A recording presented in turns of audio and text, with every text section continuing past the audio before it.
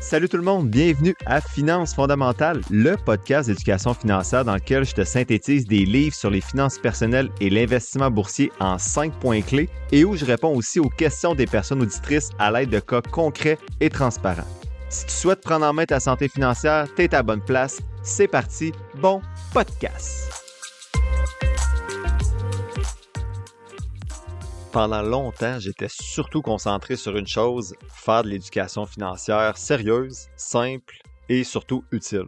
Ce qui est encore le cas, rassurez-vous, là, je ne suis pas devenu un panneau publicitaire ambulant, en tout cas, j'espère pas. Mais récemment, j'ai aussi décidé de mieux structurer toutes les collaborations autour du podcast. Donc, j'ai préparé en 2 livres un one-pager avec les statistiques de finances fondamentales, puis un autre avec tous les forfaits disponibles pour ceux qui sont intéressés.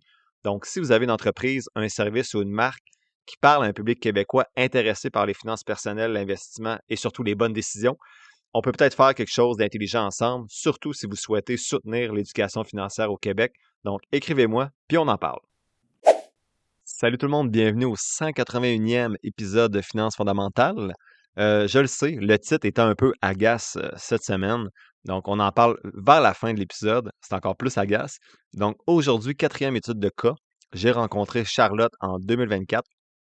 Donc je vous présente le contexte, les objectifs de la rencontre, et ensuite vous allez voir pourquoi Charlotte a sauvé beaucoup d'argent dans les dernières années grâce à cette rencontre-là.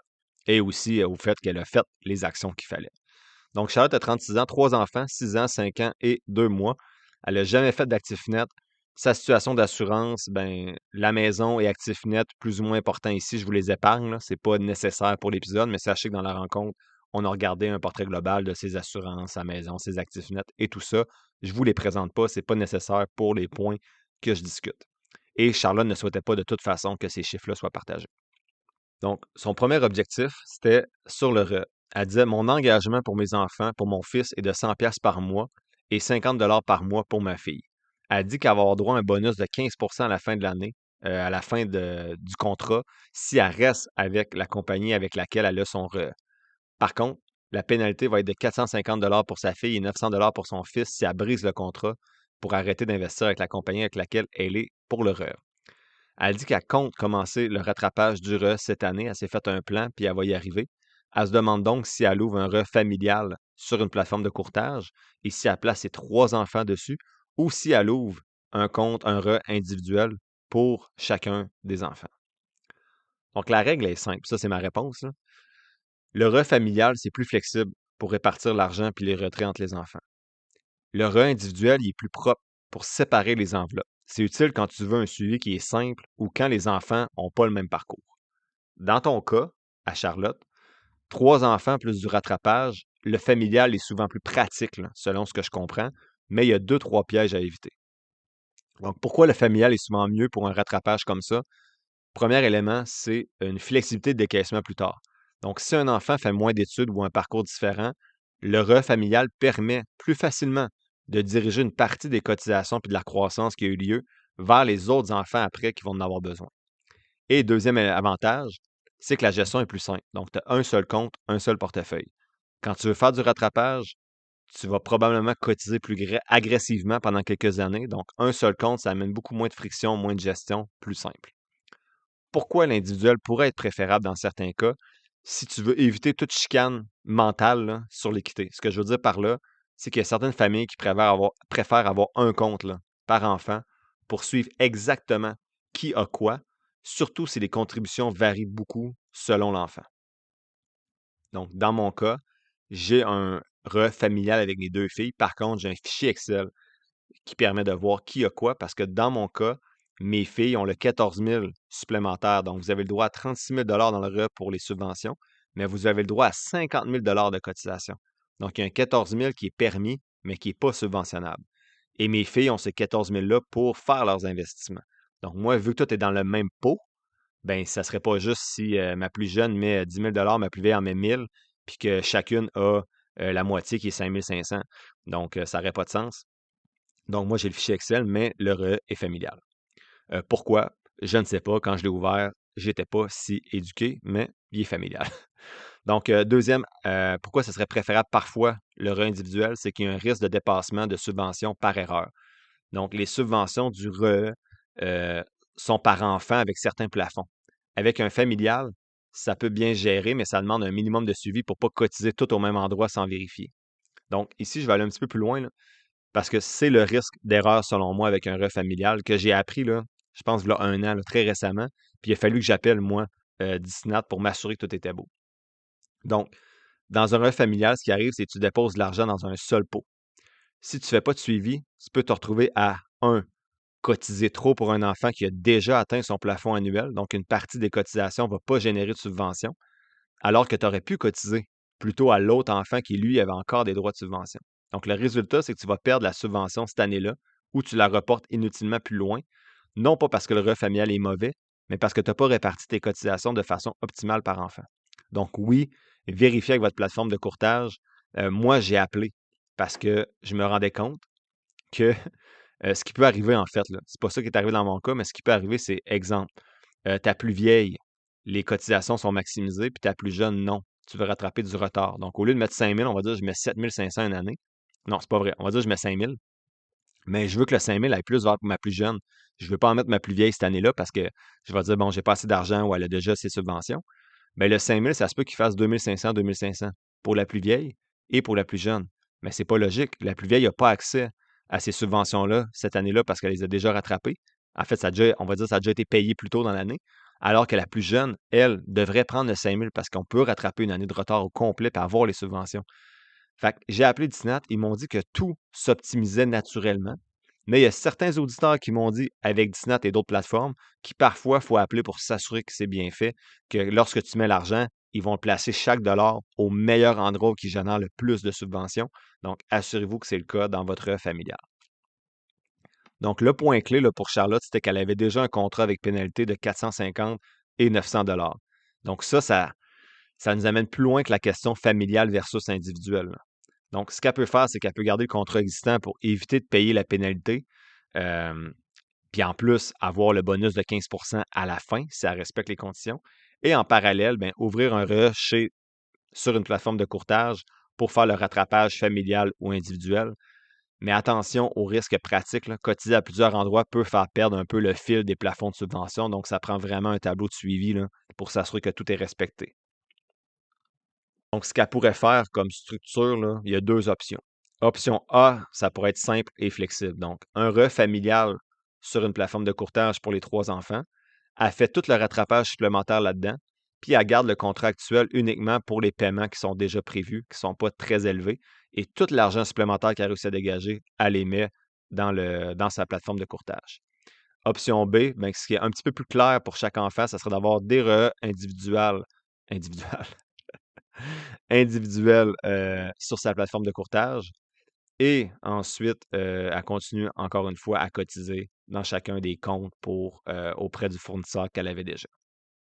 Donc, le familial, si tu veux de la flexibilité, de la simplicité, puis tu acceptes de suivre un peu plus les subventions par enfant, t'assures que tout est bien fait.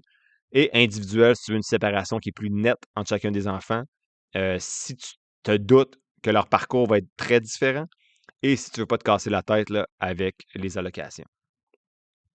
Elle voulait ensuite savoir quel FNB utiliser pour chacun de ses enfants selon l'horizon de temps. Je suis retourné à l'épisode 116. Donc, dans l'épisode 116, j'utilisais un tableau du journal de l'investisseur qui précisait, selon l'horizon de temps devant toi et ta tolérance au risque, quel type de FNB, quelle répartition plutôt action-obligation tu devrais avoir. Et ensuite, un coup, tu as créé ton propre tableau. Donc, pour un horizon en bas de 3 ans, 3-7 ans, 7 à 11 ans, puis 11 ans et plus, ben, un coup, tu as ta répartition pour chacun de ces horizons de temps-là, ben, tu as juste à associer un FNB pour chaque horizon de temps.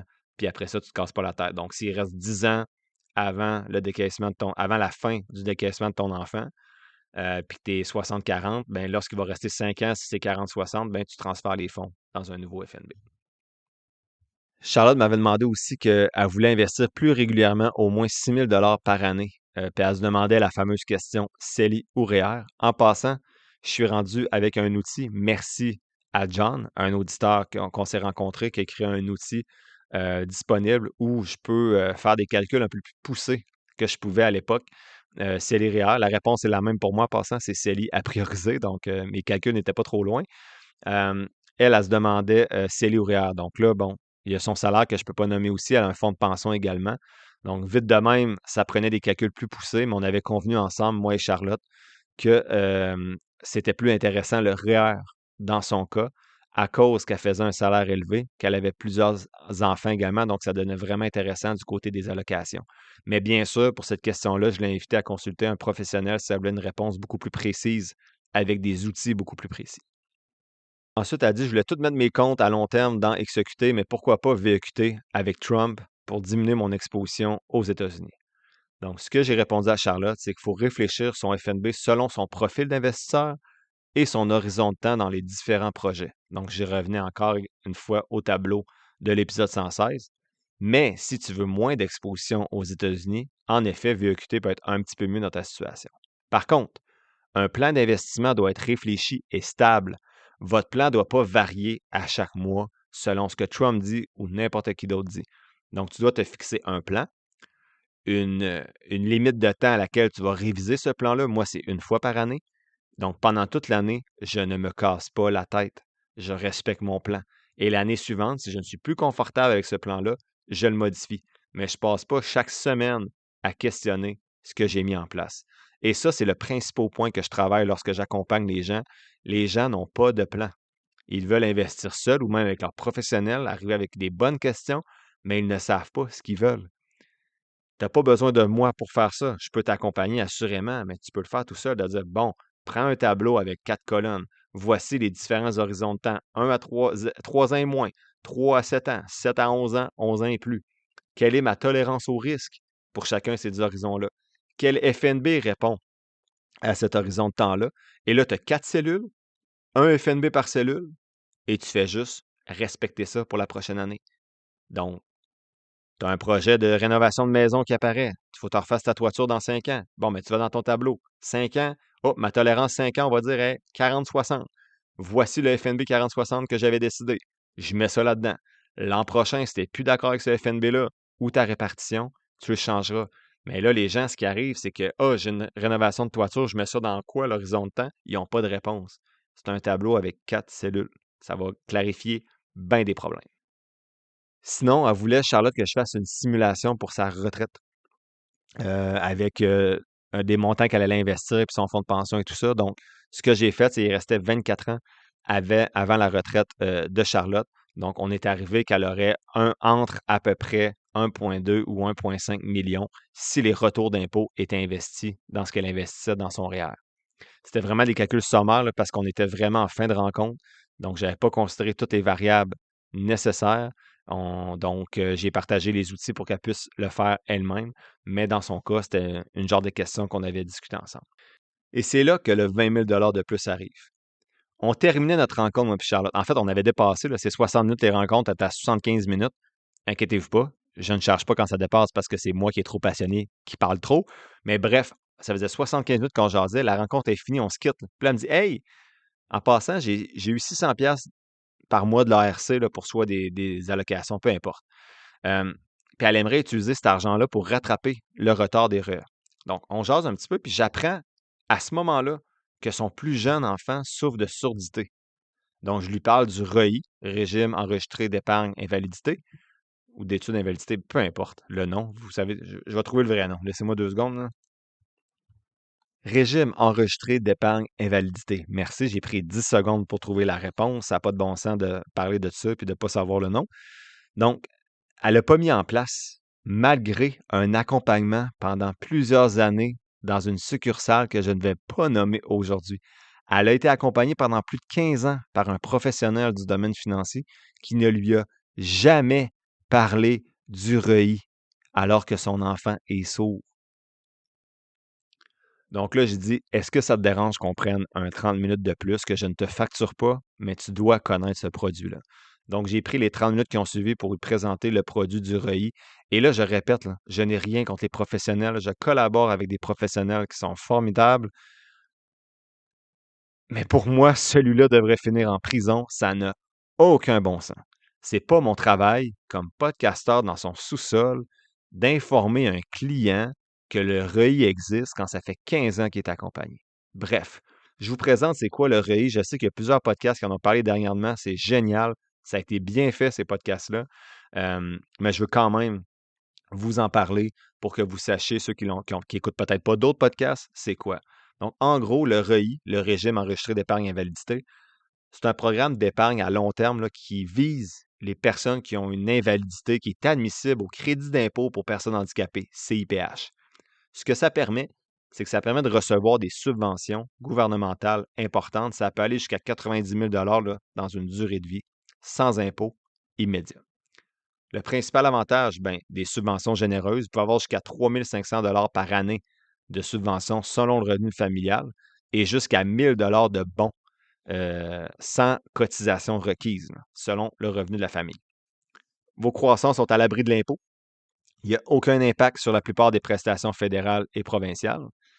Et vous pouvez cotiser jusqu'à 59 ans et retirer après 60 ans. Donc, ça ressemble à un RE boosté aux stéroïdes. Vous allez voir les rendements potentiels. Donc, c'est un outil qui est vraiment intéressant pour assurer la sécurité financière à long terme des personnes qui ont une certaine invalidité. Donc, ça, c'est ce que j'avais dit à Charlotte. Aujourd'hui, j'ai creusé un petit peu plus creux pour vous. Donc, les cotisations autorisées au REI là, sur le site, là, je lis en même temps que je vous parle. Là. Il n'y a aucune limite annuelle aux cotisations, mais la limite à vie est de 200 000 par bénéficiaire. Les cotisations peuvent être versées jusqu'au 31 décembre de l'année où le bénéficiaire atteint 59 ans. La première subvention, c'est la subvention canadienne pour l'épargne invalidité, donc le SCEI. Ça dépend vraiment du revenu familial. Donc, si vous avez un revenu faible à modéré, désolé, j'ai pas pris en note c'était quoi, puis c'est pas indiqué ici. Mais si vous avez un revenu faible à modéré, c'est 300 de subvention sur les premiers 500 dollars. Donc, le premier 500 dollars que vous mettez, vous avez jusqu'à 1500 dollars de subvention. Ensuite, sur les 1000 dollars suivants, c'est 200 de rendement. Donc, vous pourriez aller là, avec 1500 dollars, vous pourriez recevoir jusqu'à 3500 dollars de subvention. Si vous avez des revenus plus élevés, je ne sais pas où qui tranche, là, désolé. Ah, je l'ai ici. Donc, revenu élevé pour eux, là, c'est en haut de 55 800 Donc, si vous faites 55 801 vous avez un revenu élevé. Donc, si vous avez un revenu en haut de ce montant-là, c'est 100 sur les premiers 100 000 seulement. Donc, ça peut aller jusqu'à 1 000 de subvention. C'est 100 quand même, c'est plus que le 30 du RE, mais c'est ce que vous avez droit. Le plafond à vie de subvention est à 70 000 mais il y a également des bons. Et les bons, qui s'appellent Bons canadiens pour l'épargne invalidité, le BCEI, c'est jusqu'à 20 000 maximum à vie. Donc ça demande aucune cotisation. C'est versé automatiquement selon votre revenu. Donc, vous n'avez qu'à vous inscrire, vous mettez 0 Si vous faites en bas de 36 500 vous recevez 1 000 par année. Entre 36 500 et 55 800, le montant diminue tranquillement. Et en haut de 56 800, vous n'avez aucun bon pour l'épargne invalidité. Ce qui est intéressant, c'est qu'il y a un report des droits inutilisés. Vous avez jusqu'à 10 ans de droits qui peuvent être reportés avant la fin de l'année du 49e anniversaire. Le maximum reportable, c'est 10 500 par année en subvention et 11 000 par année en bons. Donc là, Charlotte est partie à ce moment-là, quand j'ai présenté c'était quoi le REI, et j'ai dit, va faire tes devoirs, et en quelques semaines après, voici le courriel que j'ai reçu le 24 septembre 2025. Donc en fait, c'est en 2025 j'ai rencontré Charlotte et non en 2024. Elle m'écrit: Bonjour David. Lors de notre rencontre, tu m'avais parlé du REI. Je suis allé me renseigner auprès des audiologistes et orthophonistes qui suivent mes enfants. Ils ne pensaient pas que mes enfants étaient admissibles, raison pour laquelle ils m'en ont pas parlé. J'ai demandé de remplir la demande quand même. À ma grande surprise et à la leur aussi, mes 2 enfants sont admissibles. Et oui, on va donc recevoir un rétroactif depuis 2021 et j'ai demandé un redressement pour mes impôts. J'essaie encore de savoir où ouvrir le REI et quelle est la plus-value d'une institution par rapport à une autre. Je suis preneuse si tu as des infos à ce sujet. Je tenais donc à t'écrire pour te dire merci et lâche pas, car ta passion pour les finances peut changer la vie des autres. Merci au nom de mes enfants. Je leur bâtirai un avenir financier plus prospère avec ce rattrapage REI. Merci encore une fois. Bon, là, j'y répondais, quelle belle nouvelle. Tu permets-tu d'en parler sur le podcast pour éclairer d'autres familles? Je peux anonymiser le tout si tu veux. Ça aurait été une rencontre payante. 95 pour 20 000 Tu peux me dire combien ça représente si tu recules jusqu'à 2021 en plus du crédit. Elle dit: Bonsoir David, oui, tu peux en parler, ça pourrait aider d'autres familles. J'ai fait la demande en juillet et j'ai vu l'acceptation en ligne le 22 septembre. Je n'ai même pas encore reçu le courrier par la poste, je vois juste du mouvement dans mon dossier en ligne de l'ARC. C'est encore trop tôt exactement pour savoir combien, mais je pense que ça va rapporter minimum au-delà de 20 000 À date, je vois qu'ils ont programmé un paiement en octobre de 8 900 ça c'est pour l'année en cours et les 2 années précédentes. Je vois aussi une augmentation mensuelle de mes futurs paiements de 154 Je dois leur envoyer une lettre pour avoir la rétro de la prestation pour enfants handicapés pour 2021 et 2022.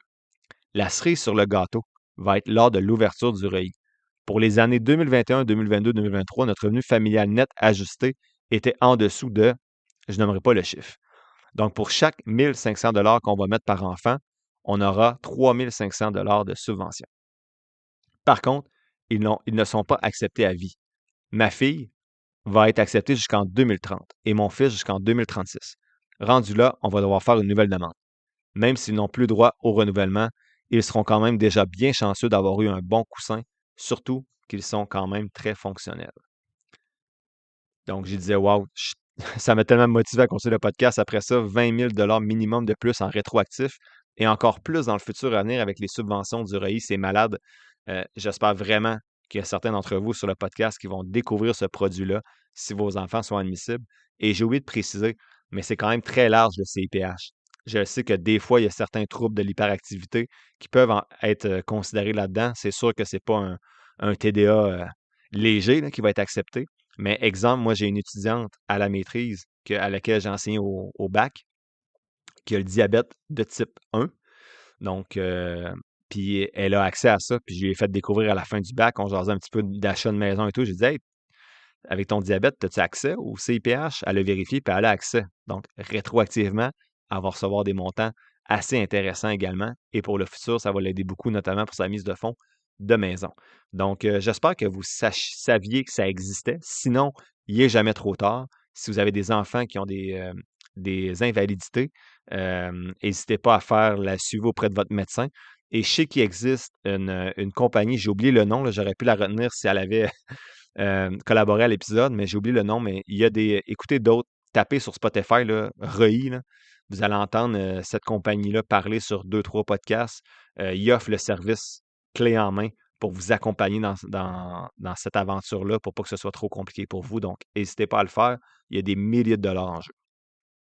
La semaine prochaine, c'est le Will You Rather numéro 3. Donc, est-ce que tu préfères ça ou ça? Donc, voici les sujets qui vont être abordés. Mise de fonds de 150 000 Est-ce que je retire du REER, du CELI ou du non enregistré pour payer cette mise de fonds-là? Avoir un portefeuille 100% actions, mais devoir regarder ton solde 3 fois par jour ou 60-40 et ne plus jamais regarder ça. Doubler ton rendement, mais annoncer chaque achat-vente en direct à ton audience ou rendement normal, mais anonymat total. Grosse techno rentable versus petite techno en hypercroissance. Action à dividendes solides versus action sans dividendes avec une excellente croissance. Pepsi ou Coke. Canadian Pacific Kansas City ou Canadian National Railway, donc CP ou CNR. Walmart ou Costco. J'adore ces questions-là, j'ai bien hâte d'y répondre. Être très bon 9 années sur 10, mais faire moins 40% une année ou être moyen tout le temps sans gros crash. Et enfin, simplifier ou optimiser, même si c'est plus lourd à gérer l'optimisation. Et ce jeudi, en fait cette semaine, mardi, je vais vous présenter mes analyses de Google. Donc, position 13 dans ma liste. Mercredi, il va y avoir un post sur mon Facebook et Instagram pour IDCC, position 14. Et vendredi, ce sera Adobe, position 15 dans ma liste. L'épisode tire à sa fin, j'espère que tu l'as apprécié. Si c'est le cas, je t'invite à le partager et à t'abonner au podcast, en plus de mettre quelques étoiles ou de le liker selon la plateforme sur laquelle tu m'écoutes. Tous les liens pour me soutenir sont quelque part dans la description de l'épisode. N'oublie pas que les informations communiquées dans le podcast sont dans un but strictement éducatif, ce ne sont pas des conseils financiers. Je t'invite à consulter un professionnel pour des conseils spécifiques à ta situation parce que je ne peux pas être tenu responsable de tes décisions financières. Comme je le dis depuis un petit bout, je ne suis pas un expert, prends donc pas ce que je dis pour du cash, fais toujours tes propres recherches. Sur ce, merci d'avoir passé un peu de temps avec moi aujourd'hui et on se voit dans le prochain épisode de Finances fondamentales.